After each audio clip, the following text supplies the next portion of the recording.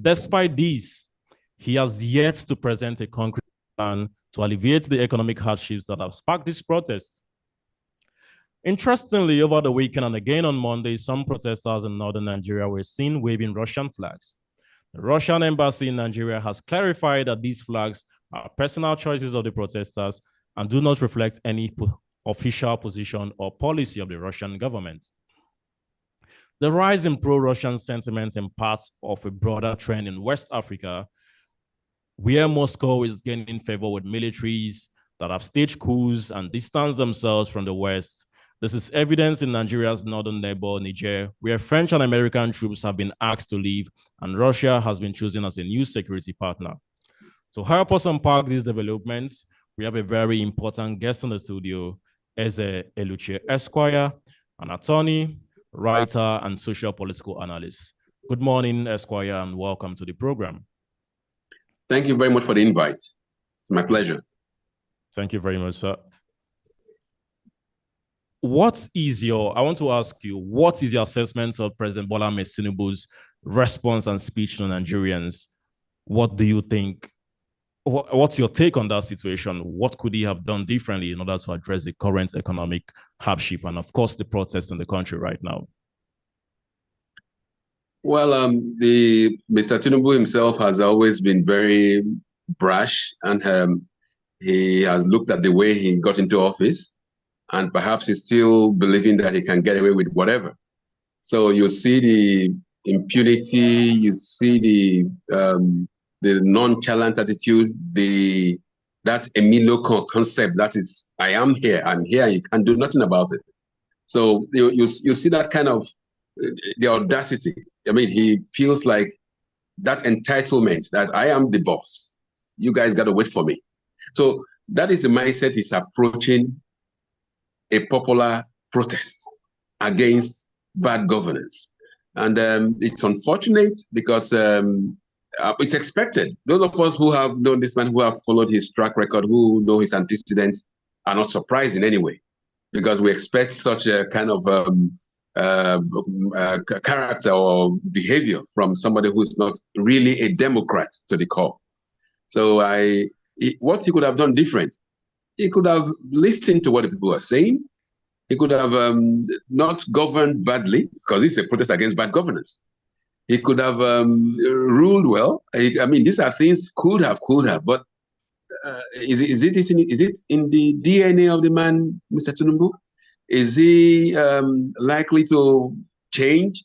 Go back to his only stint at governance, which was in his rulership of Lagos State for about 8 years.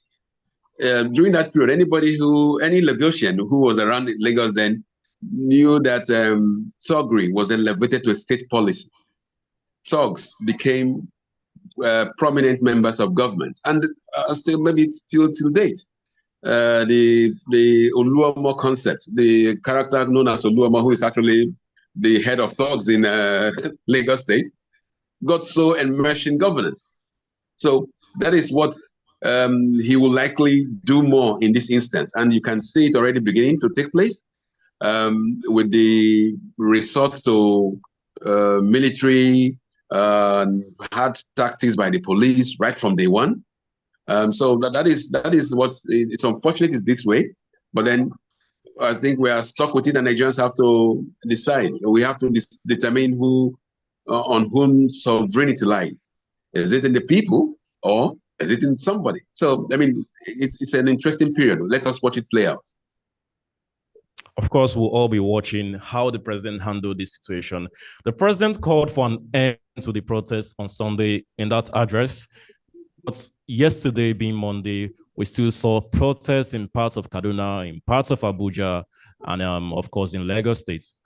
Do you think that the protesters will heed to the call of the president to end the protests in the next few days? Well, the demand of the protest is to end bad governance.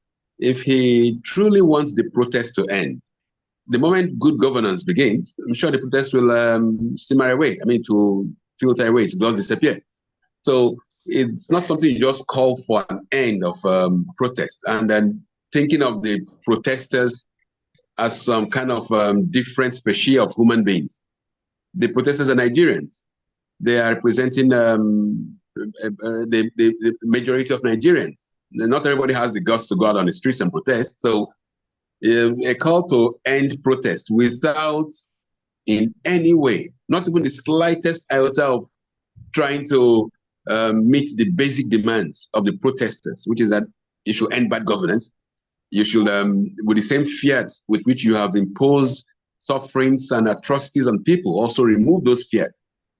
You cannot, by one single pronouncement on the day of your inauguration, increase the price of staples by multiple fold. And then when you are told to revert, you say, no, you need a process. Come on, you don't do that. So he has made a call for people to end, and he's threatened brimstone and all manner of thuggery tactics. But the reality is this: will the people go back? Go back to where? Go back and continue suffering under the pangs of bad governance? Go back and be defeated even in your homes? Because when you say go back and do what? Most people, even the salary they get paid, cannot even take them home. They cannot even make ends meet with it. So when you say go back and you have not addressed any of the issues, I doubt whether even if the crowds disappear from the streets, he should be afraid of, and he should wonder what have they gone back to. I would have, if I was in his shoes, I would have preferred, okay, let me be seeing them and understanding what the issues are, and then try to meet up with them midway, and not just say go back, because go back, it's more worrisome. Thank you very much for that contribution. Yeah. We talked about, of course, economic hardship, the protest, the fuel subsidy removal being the root causes of this protest. Now, I want to ask you, what specific economic measure do you think the government should prioritize in order to alleviate or put an end to the root causes of these protests? Well, I mean, the number one thing to do is to stop the leakage, stop the wastage, stop the horrendous looting of resources. I mean, on frivolities.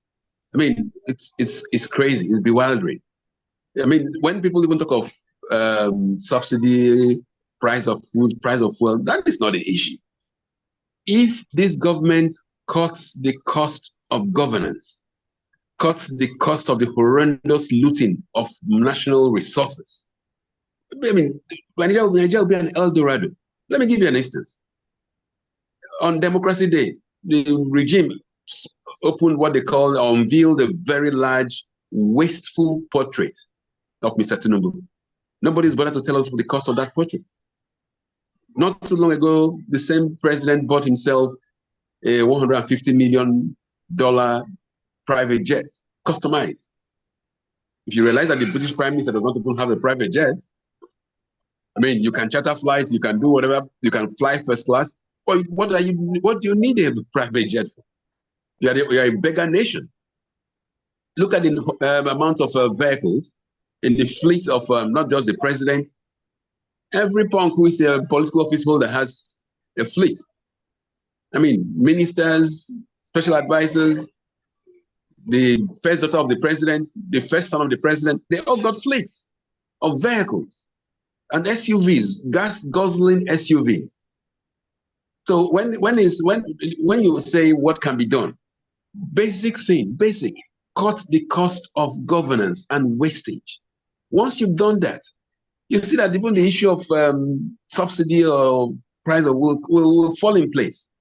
But when you still want to be frivolous, when you still want to loosen your belt as people in government, when you have empaneled the largest cabinet in Nigeria's history, 45 ministers for goodness sake, most of whom Nigerians don't even know about, and they all collect humongous salaries.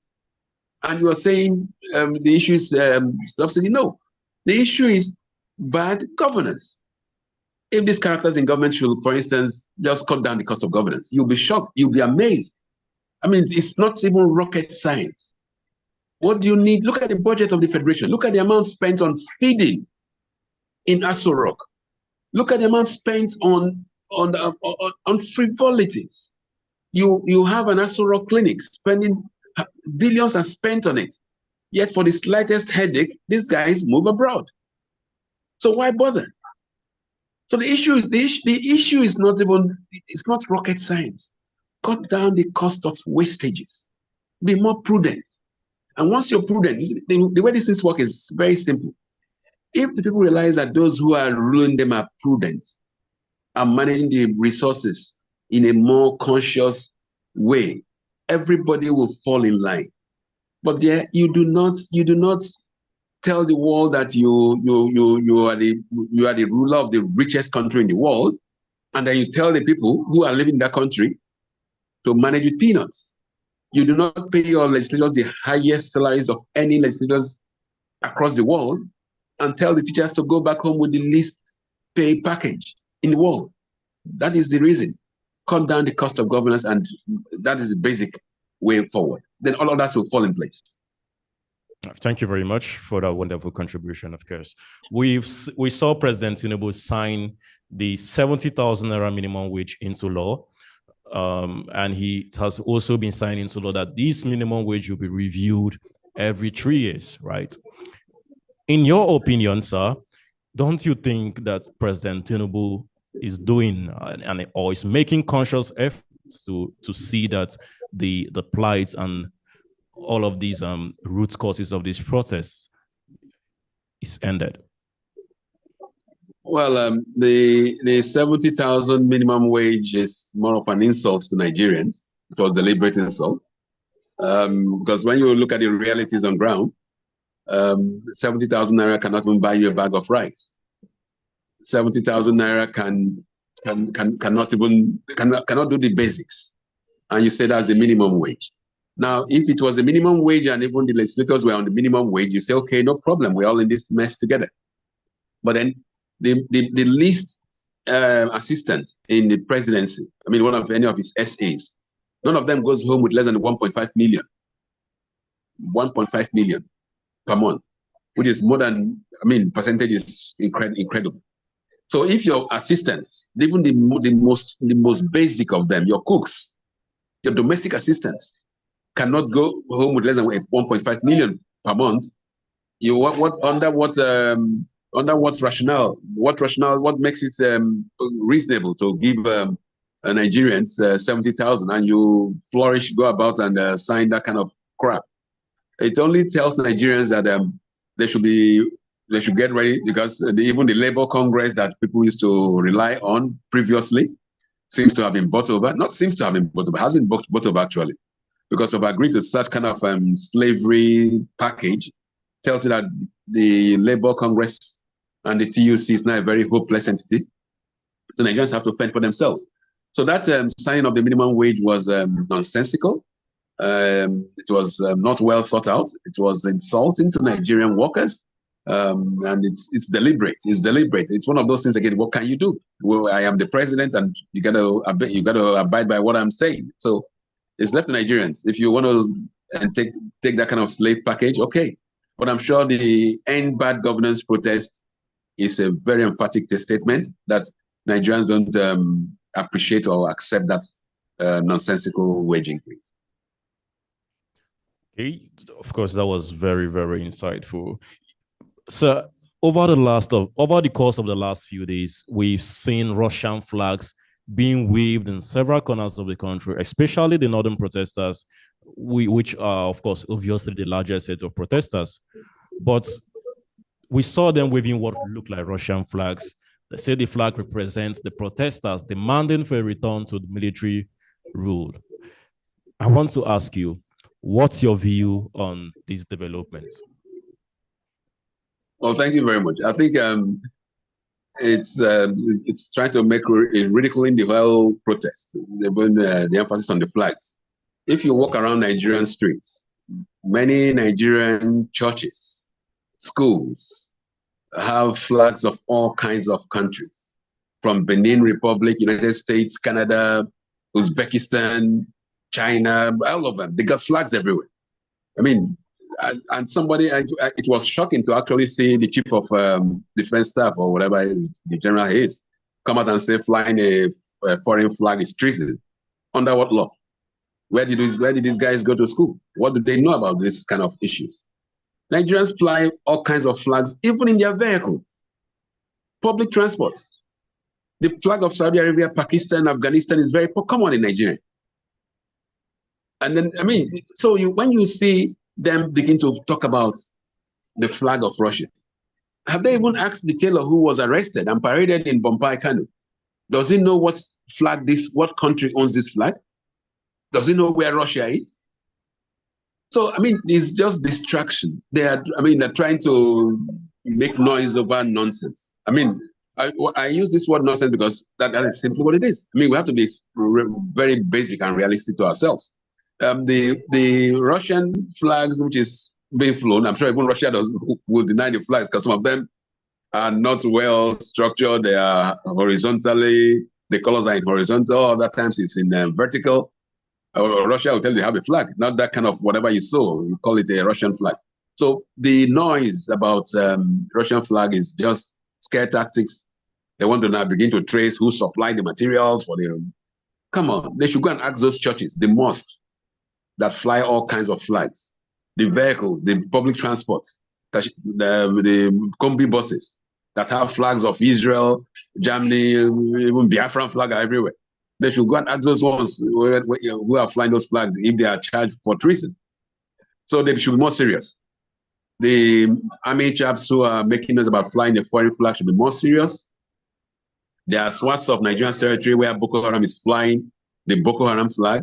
They should go there and try to dislodge those flags and don't make noise about youngsters who are flying the flag because they see their brothers in Niger, Mali, and Burkina Faso flying a flag that has red, blue, and white. They join the melee, say the Russian flag. So these are the concerns. You've seen Nigerians, immediate neighbors, being taken over by military rule and all of these things. There are fears that if these protests continue, that of course it might escalate, and with some protesters in northern Nigeria actually like going to army posts and asking the military to take over, calling for an outright takeover of the military. Don't you think that these are like very, very, very genuine concerns by the government? Well, if the government is really, really concerned, what it should do is to begin to govern properly. Good governance, for goodness sake. I mean, that is the way out. You confront bad with good. You confront.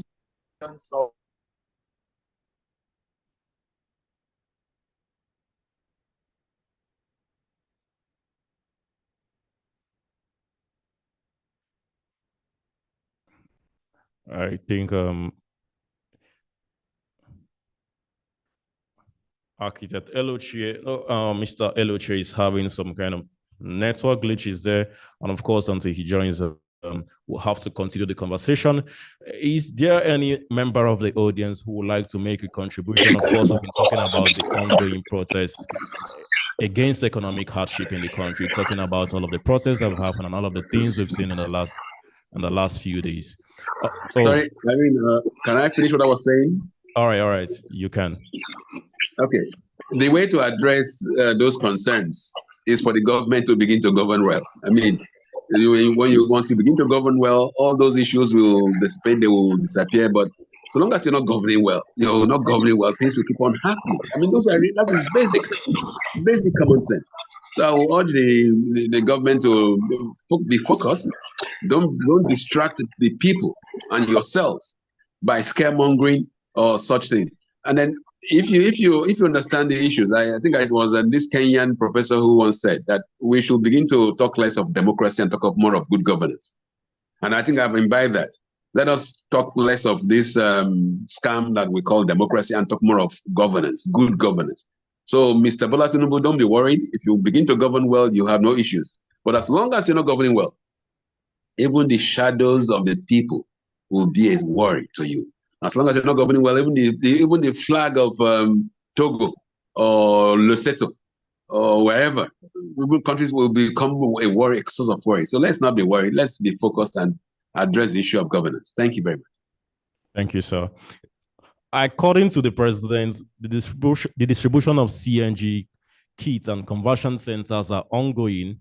And before the end of the year, it will get to more Nigerians, especially the commercial drivers. Do you think this would bring down the price of petrol in the long run? If yes, why are the protesters not seeing genuine efforts by the federal government and end their protests? Because the main cause of all these things is the removal of oil fuel subsidy. But the government have started, according to President Tinubu, the distribution of these kits is ongoing, the CNG kit, it's ongoing across the country. Do you think the protesters should heed the call of the president and then see reasons with him? Now, please, I would like to, the question should have been, do you think Nigerians should heed the call of the president? Because these protesters, like I said earlier, represent Nigerians. Now, all the stuff Mr. Tinubu was talking about, CNG plants and all that stuff, it's neither here nor there. If he can buy Fiat on day one of his inauguration, if he had thought through the process, unless he wants to convince Nigerians that he doesn't think before he says or makes pronouncements, he should have factored all this in. If he had even come in and said, okay, in the next 3-4 months, the subsidy will be removed because there are plans to bring in CNG, blah, blah, blah, then we can say, okay, yeah, this guy is talking something serious. But you don't just wake up and then create a problem. After 1 year or 14 months down the lane, you now tell us in the next 4 or 5 months, some magic CNG will be imported, blah, and all that stuff. Come on, who is it fooling? Nobody will take that kind of comment serious. And it's clear, because it is presumed that with the kind of number of ministers, number of special assistants, of aides he has, he thought through a process. And if he did not think through the process, what stops him in the line of good governance to apologize to Nigerians for the harms caused, for the wrongs done, and revert and say, okay, from now on, see what we plan. See the plans. These are the pros and cons. You carry the people along. You lead. You're not ruling slaves. He's not ruling servants. But the issue is this. This man got into office, like he said, he snatched and grabbed and ran with it. So he gives no damn. He doesn't care what's going on. And it behoves on Nigerians to make him care. He must understand that he's ruling over a people, not animals. People you must take along with you. Otherwise, you're on your, it should be told that if the people are not with you, you're on your own. You're walking on your own.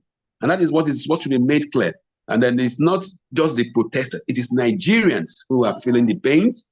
It's Nigerians who are feeling the agony of this wretched policies that has been flung on Nigerians.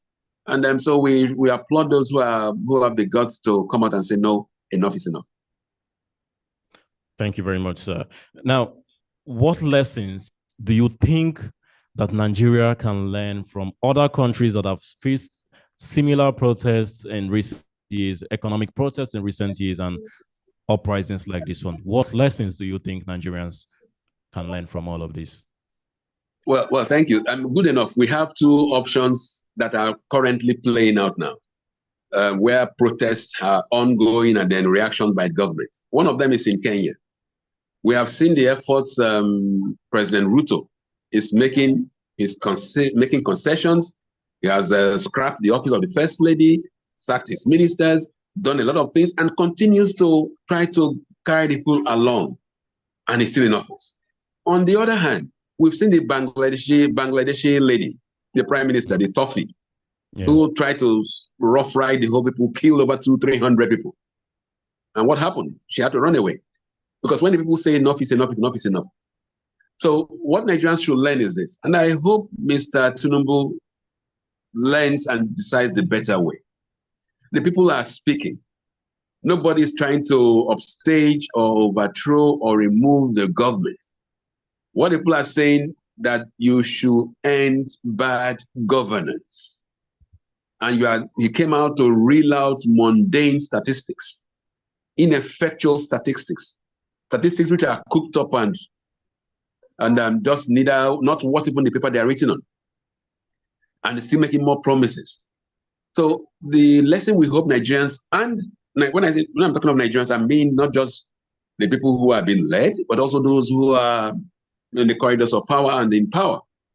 They should learn that ultimately sovereignty lies in the people. You may rough ride them for a few times, but then ultimately, because you're going to live there one day. Hopefully, you stay there and you look at you swear in your successor and then move on, or you'll be kicked out. I mean, that is the reality. So what the people is the people that will decide. So why can't this government take the people along into confidence? We got no other country than Nigeria. For most of us, we just have one passport. So for somebody to tell us we cannot make inputs into good governance in this country, the person is simply joking. Simply joking. Because Nigerians must and will make inputs into how they are governed. So the fact that some characters were able to manipulate the electoral process, manipulate judiciary, steal their way into government, does not change realities. The reality remains that the power lies with the people. People like Akpabio, who tells us that people can be protesting while they are eating, he should not forget history. He should remember what happened to the Queen of France when she made similar stupid comments. When the people were asking for bread, she said, "Why can't you give them cake?" And guess what happened to her? Anybody can go to history and understand that. So Nigerians should learn, and let Mr. Tinubu not be worried. As long as he's going to imbibe good governance, we hope it all works out well. We hope he changes, because elections are over. Governance is the issue now. He can decide now, okay, yes, I know what some wrongs happened in 2023, whatever. Okay, yes, you are there. You are the boss. You are the boss man now. But don't think the people are stupid. That's it. Thank you very much, sir. While you were speaking, while Attorney Eze Eluche was speaking, Architect Eric Eyuche, one of the other guest joiners. Good morning, Mr. Architect Eric. Thank you for joining us. Please turn on your microphone and then your camera. Yeah, good morning. I'm having problems with my camera. As a matter of fact, I've been battling with it for the past 25 to 30 minutes. So I don't think it might come up, you know. I hope you can hear me anyways. I think we have to, if your camera is not working, we have to be able to see your face right now. So I think please try to sort out the situation while we carry on. Yes. Please, let's give me a few minutes. Let me see how I can work this out. Back to you, Attorney Eze Eluche. And yesterday, we saw the protests, the number of people on the streets dwindling significantly than what we saw last week in that protest. With all of these developments and with a significant reduction in the number of people on the streets, do you think that these protests will gain momentum or continue to gain momentum in the next few days? Well, you see, the issue of protests, and then when you don't see the protesters on the streets and the issues they were protesting about have not been addressed, for any reasonable government, that should be a greater cause of concern. I mean, if you're a Democrat, you should now ask yourself, where are they? Do I have the peace of the grave yet? Has everybody gone back to do what in their houses? Has their circumstances changed? Is their meager salary able to buy them food, or what are they doing in the house? So for a genuine government that is people-oriented, that is cause for worry, in the sense that it's the time bomb. Yes, it's still ticking, because you've not addressed the concerns. You have some security personnel on the streets. Maybe they have arrested some, killed some, locked up some, and all that stuff. Yes, but you cannot have enough prisons for 200 million Nigerians, and they are there. So it's. I mean, if I don't think it's the people on the number of the people on the street may be dwindling. But so long as the issues have not been addressed in any way, and the president knows it, his ministers know it, they'll be worried. Even going to work, they'll be worried, because they know that they are surrounded in their various ministries, even in the presidency, by a lot of disgruntled, unhappy Nigerians whose families back home are worried, sick, and tired. So I don't know. But the moment this government begins to adopt basic issues of good governance, like I said earlier, cut the cost of governance, and you see these things will begin to flow. And most importantly, begin to allot punishments for criminals. We have elements in government who have been accused of fraud, I mean, gigantic amounts, and they are still in office. Not too long ago, before at the tail end of the Buhari regime, there was more than 4 kilometers of pipeline seen that went into the ocean, where over 450,000 barrels of crude was stolen on a daily basis for over 7 years. And the leadership of the NNPC, led by Melek Kyari, is still there. The same craps guys who were masterminding or sitting atop this horrendous looting are still there. And you're talking of making changes, good governance. So as long as people are still seeing those characters in government, it's impossible. It's impossible to convince Nigerians that this government is in any way interested in good governance. And so long as it's not interested in good governance, the hashtag end bad governance will be a continuum. It will be a recurring decimal because the issues are still there. Thank you very much, sir, for that wonderful contribution, of course. Looking ahead, what are the key indicators we should watch out for to monitor the effectiveness of the government's action in addressing the protesters' demands? What are the key indicators to show that the government is actually addressing these demands in the next few days? From the government side, perhaps it's what you mentioned. No more people on the streets. There's a kind of movement. They feel okay. They feel they've achieved their goals. But from the people, what we will see as key indicators is maybe if there is a reasonable, they say they are going to release palliative measures. They're going to swarm the whole place with food, whatever. When the price of staples begin to come down, when you have a better access to, when there's greater security, there's no kidnappings on the roads, on the streets, when there's reduced violence, when there's improved healthcare. But we're not going to see any of this for the now and the near future because Mr. President himself will not even address any of them. So what key indicators, the reality is that we're going to continue to have the peace of the graveyard. And if you're a father of a house and you know that you're not giving your children food, and they cry out and you smack them and they stop crying, and you look at the house, everywhere is quiet, as a dad, you will be extremely worried. Even when you're sleeping, because you don't know whether those kids who were keeping quiet were just trying to let you go to sleep, then they'll come for you. So the government should not believe that the lesser people on the roads, it shows that their military or their might is working. It's not. It's not. The policemen, the soldiers, the road, all those guys who are supposed to be the law enforcement, they also have families. Are they able to provide food for their families at home? If they're not, then the issues are still there.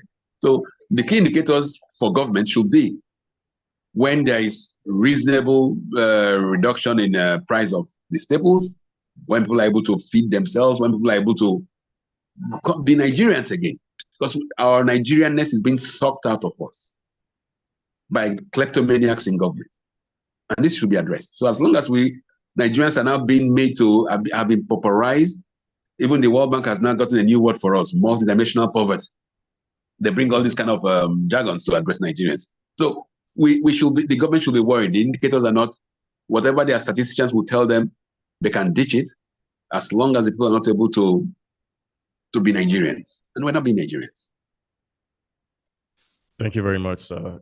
You've clearly dissected that question and answered it clearly.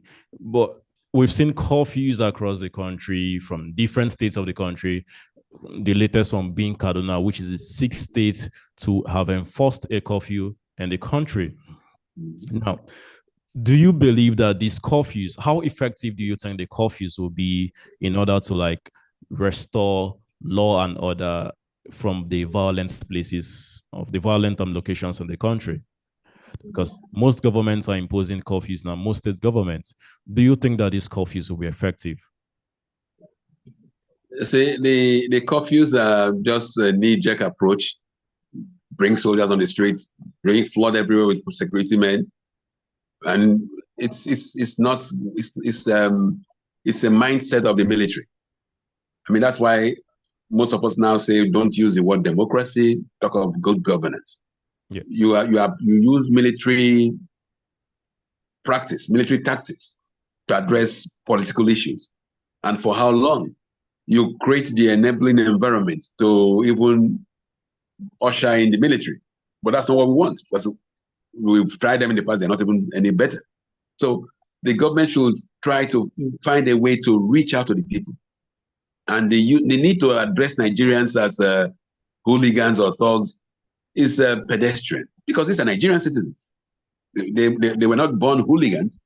It was the bad government policies, the kakistocracy we have that converted hardworking Nigerians into hooligans, in quotes.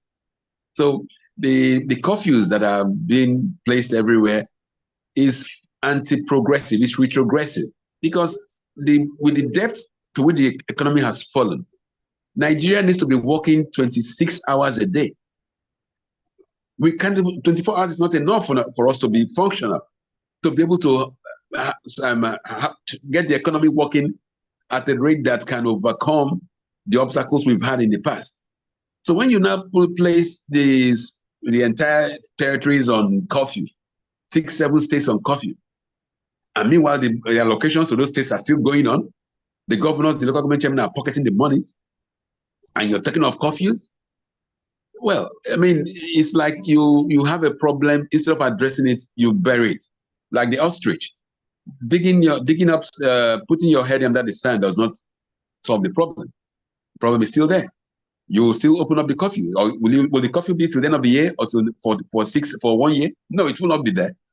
At the end of that curfew, what has happened? Has the issues been addressed? Has the CNG plants become functional? Have price of staples been reduced? And some of the things this government does, you just understand that they are playing with this. They are being sentimental, playing with the sensitivity of Nigerians. Let me give you a critical example. This government announced, Mr. President announced that they announced that they were removing the import duties of some foodstuffs. Any importer knows that when you announce the policy, you now begin to look for where to buy or import the stuff from. Before the stuff comes in, it takes at least 6 weeks or more, gets cleared. So all those things, like just shifting the goalposts. Nothing has been done concretely to address issues. So they can do all the curfew they want. Nigeria has actually been on a curfew for over 1 year, as far as most Nigerians are concerned. It is now only being formalized. If you are being paid a salary that your salary cannot even take care of you, there's a curfew. If children if they're going to school and there are no lecturers, there is a curfew. We go to hospitals, all the consultants, the doctors have all gone to Europe and America. There is a curfew. So the announcement for curfew is just to formalize what has been existing. We've been under a curfew for for the entire period of this government. Thank you very much, sir, for that wonderful contribution. Now, let's try to look at this curfew from an international angle. How do you think the international community is viewing Nigeria with all of these protests ongoing? What do you think is the perception of the international community right now about Nigeria? Well, the international community is, I don't know, even the concept is becoming very vague and meaningless nowadays, because the dubiousness and the duplicity is mind-boggling. Why am I saying this? When we had these elections in 2023, it was clear that it was a rigged process. The British High Commissioner then said we should be proud of the rigged process.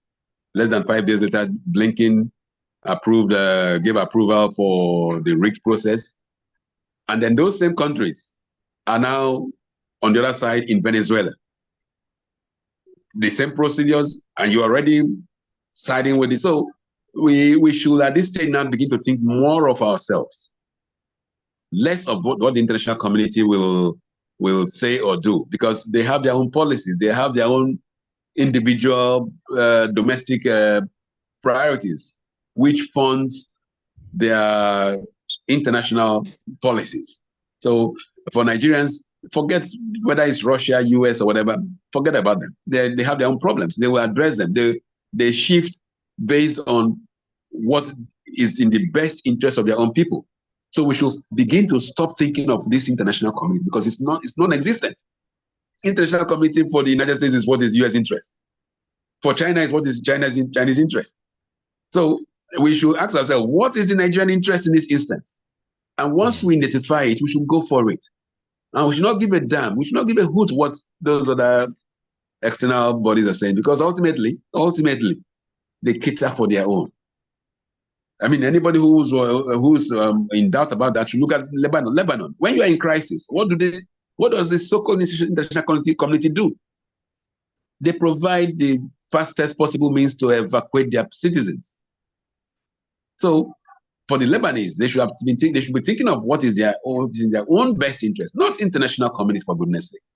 If there was crisis in Nigeria, the Russians, the Italians, the Egyptians, everybody will come and move out their own personnel. So, my dear, let us ask ourselves, what does the Nigerian think about what is going on?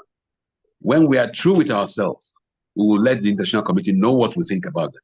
But for now, I'm not bothered. They will tell you that they will bring trade, they will bring sanctions. Come on, all that is crap. Crap. Why do I say it's crap? Niger, Mali, and all those that have been sanctioned, look at their economies flourishing. Their people are happy. Their people are happy. So that is what we should be concerned about. Let the international community, whatever it means, take care of themselves. Let us, in Nigeria, ask ourselves, let us be introspective, let us look within ourselves, address the issues. Then with time, when we're ready, we'll go to the international community. Thank you very much, sir, for that contribution. So you don't think that these protests that have spanned the course of 6 days, are there no implications for Nigeria's economy with businesses being shut down? And of course, in terms of foreign and international investment and all of that, would there be any significant impact or implications on the Nigerian economy? Is that what you're saying, sir? Well, no. I mean, what it does for the Nigerian image is Nigerians are restoring their humanity. They are restoring their dignity. Because for some time now, people were beginning to wonder, even, I mean, Nigerians, you guys, I mean, if you're Nigerian and you're moving abroad, people are asking, what is wrong with you people? Are you not human beings? Can't you react to this kakistocracy going on in your country? So what this protest has actually done, it has told the world, it has told the African brothers that yes, there are also human beings in Nigeria who will say no to bad governance, who are not in bed with corruption, who are ready to come out on the street and say enough is enough to evil. So it has in one breath portrayed Nigerians as human beings. Because prior to now, it was like everybody here is in this mess and they are enjoying it. Otherwise, because if you're not enjoying it, you will make some reactions. So that's what the world is. The world is now understanding, okay, yes, now we can see that, yes, not every Nigerian is in sync with this madness. So to some extent, it's good. Now, with regards to business, my dear, even those who are messing this economy up, they loot and steal and take it away. To bank involved in the United Kingdom, Luxembourg, and all those areas.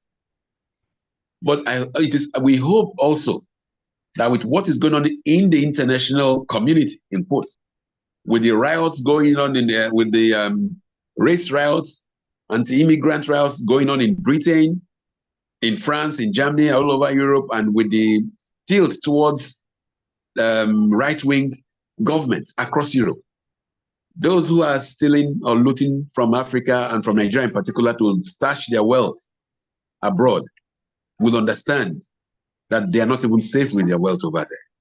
And perhaps this will stimulate them to even reinvest their loot in Nigeria. So, I mean, that is what we hope for the international community, yes, They have now seen that Nigerians, not everybody is in sync with corruption and bad governance. And for the trade, even if we devalue the naira, the World Bank and IMF will tell you when you devalue, you'll attract foreign investment, which is nonsense. If we devalue the naira to ₦1 million to $1, most foreigners will not still invest. So all those Bretton Woods institutions that keep on selling bogus economic theories and philosophies to leaders to entice them to bring in their loot to vaults abroad. I hope that it has dawned on Nigerians now that, look, when you steal your money and you take it abroad, the Redskins in Birmingham or Nottingham will still come for you, because to them you are a bloody immigrant. Thank you very much, sir, for that wonderful analysis, of course. So I think someone from the audience, Mr. Oloye Adeboyega Adeniji, do you have a question or a contribution? Turn on your camera and your microphone, and of course, talk to us.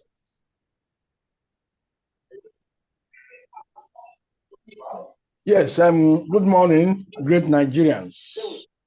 Good morning, I sir. really appreciate your guest today. He has really spoken. Yes, thank you very much. I am one of the leaders of the protest in Lagos.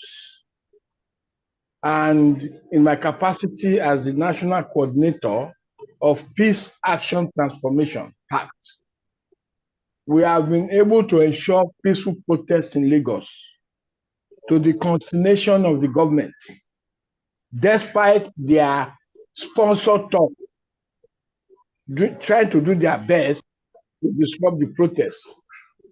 But we are veterans in this, and we have been able to have security agencies on our side. And so, normally it is government that instigates their talks to go and disrupt and create violence during peaceful protests. So we are able to hold them, the Commissioner of Police especially. This thing, if it results to violence, you are to be held responsible. And he responded positively and made sure we had our day. However, when the police leave the area around 4 o'clock, the hoodlums come, change preparing to move away, you know. So, and the basic challenge of Nigeria, our guest here has analyzed it. It is purely corruption. Corruption is programmed into the system of Nigeria. And we are asking for system change. Mr. President, we are not saying you should abdicate or resign. Stop corruption. Be an agent of change. You said you use your personal money. Mr. Adeboyega, can you summarize, please? We are about to round up. Thank you very much. Anyway, the major point is the government should stop corruption. The president should, everybody, all of them in government position today, they embezzle funds. So they should return the funds, and then we'll have enough funds to manage the economy. Thank you. Thank you very much, sir, for that wonderful contribution.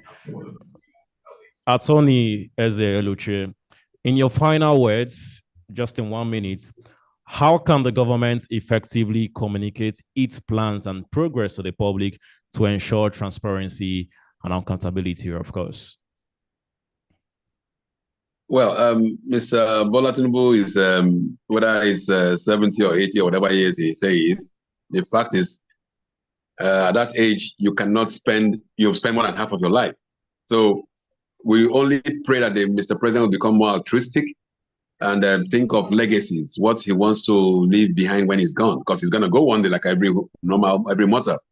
So what the government can do to communicate better is to do good governance. I mean, you don't need to, I mean, it's not magic. It's not rocket science. For goodness sake, when the economy is rough, you now have the largest number of ministries. People are saying, and you're asking them just to tighten their belts, you now create a new ministry of livestock. You have SAs, more than 25 media SAs, media only. SA or media, SSA, all kind of nomenclatures. And what are they doing? They are wasting public resources. So let this president, you have, by whatever means, you've taken it, you've snatched it, you've run away with it. It's now time to govern. We're only asking you, govern well. Nobody's trying to overthrow any system. We prefer the democratic system. But for goodness sake, if you're going to be there as the president of the Federal Republic, whether you like it or not, you must govern well. You must. If you don't want to govern well, then get the hell out of office. Those are the options. But there's nobody wants to push the president out. As long as you're there, the entire system has to work for the people. I mean, we must not mince words. It must work for the people. Nepotism, corruption, all those vices must be expunged from our system. We only appeal to Mr. Tinubu that with his age and his pedigree, he's had it all. He's gotten all the finances, all the wealth. Think of leaving a lasting legacy. That's what we pray for him. Thank you. Thank you very much, Mr. Eze Eluche, an attorney, a socio-political analyst, and a writer. Thank you very much for contributing and for joining us on the program. My pleasure. Thank you very much for having me on. Also, thank you, Mr. Adeboyaga Adeniji, for that wonderful contribution to the program. Thank you. As the situations unfold and evolve, we hope to see a peaceful resolution that addresses the concerns of all Nigerians, that addresses the plight of all Nigerians. We hope to see a situation where all of these concerns are resolved. That's all for today on States of the Nation. Stay tuned, of course, for more updates across our social media handles. My name is Elder, and I'm signing off.